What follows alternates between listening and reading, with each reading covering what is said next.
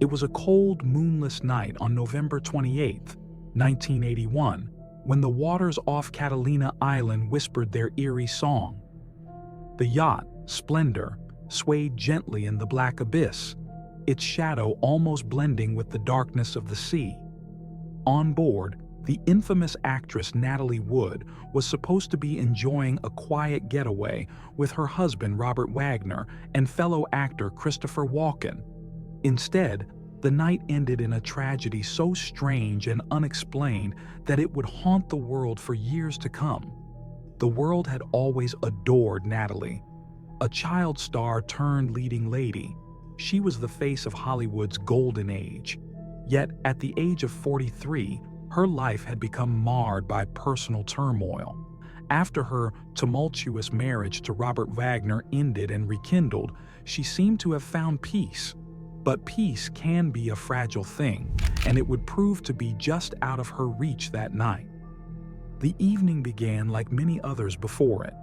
The three of them, Natalie, Robert, and Christopher, enjoyed drinks, laughter, and casual conversation aboard the Splendour, a yacht owned by Wagner. The cool evening air carried the soft sounds of the water lapping against the hull as the stars twinkled overhead. It was supposed to be a quiet retreat, far from the public eye, but something seemed off from the start. Late into the night, a strange tension settled over the trio. Something about the evening felt wrong. Some say it was the presence of Christopher Walken, an outsider to the complicated history between Robert and Natalie, that made things feel uneasy. Others argue it was the unspoken tension between Robert and Natalie. Regardless, a sudden heated argument broke out between the two men. It wasn't a loud argument, but it was enough to make Natalie visibly uncomfortable.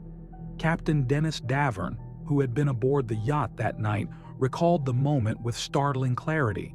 He had overheard their quarrel, though the specifics were vague. Walken, a man known for his stoic demeanor, seemed particularly aloof, keeping to himself in a way that unsettled everyone. Robert, too, was acting strangely distant. He was visibly upset, his temper flaring in a way that Natalie had likely witnessed before. She was no stranger to conflict, but this was different. The air was thick with something darker, something unspoken. At some point, Natalie, unable to bear the tension, decided to leave the cabin. She slipped outside into the cold night air without saying a word to either man.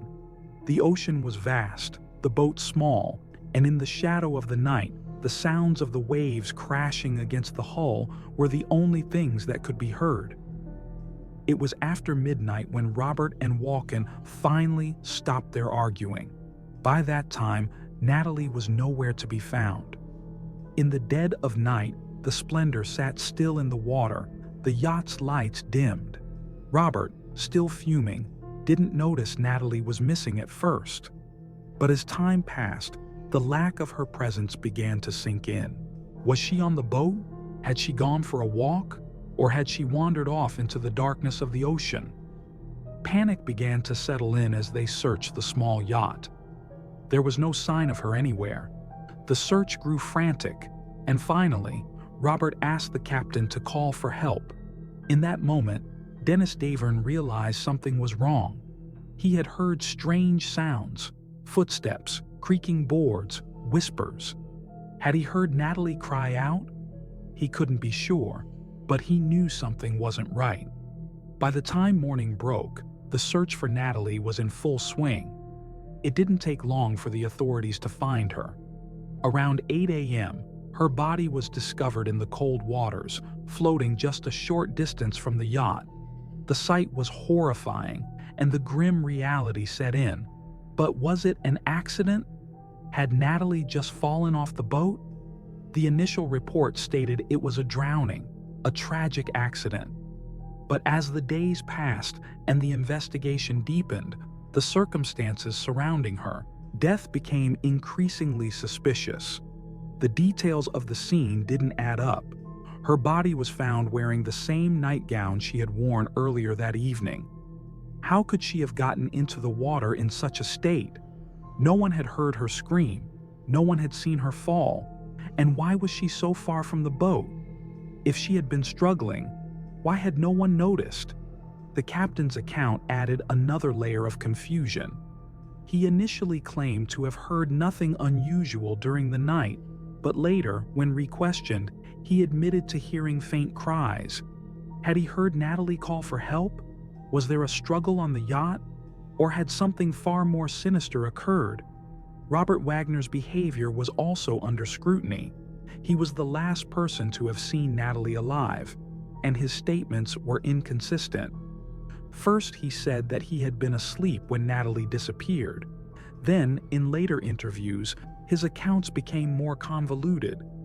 What exactly had happened between the three of them that night? Was Robert involved in something that he wasn't revealing? And why was Christopher Walken so unwilling to speak about the events of that night? The world was left with more questions than answers. Natalie Wood, a beloved Hollywood star, was gone. And yet, the answers to how she had died seemed buried under layers of secrets and conflicting statements. The investigators found no clear evidence of foul play, but the lack of clarity only raised more suspicions. How could a drowning have occurred in such a way that no one on the boat had heard anything? And how could a woman of Natalie's stature, with her fame and her life so full of promise, simply slip away without a trace? For years, the case remained unsolved.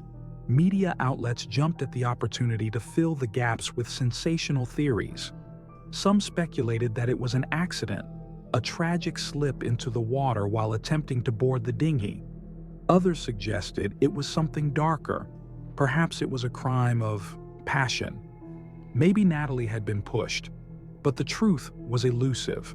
Then, in 2011, Captain Davern made a startling confession that would change everything. He admitted publicly that he had lied about what happened that night. He had heard Natalie's cries for help, but out of fear, or perhaps a misguided sense of loyalty, he had done nothing. He confessed that he had been terrified of upsetting the social dynamics between the two men.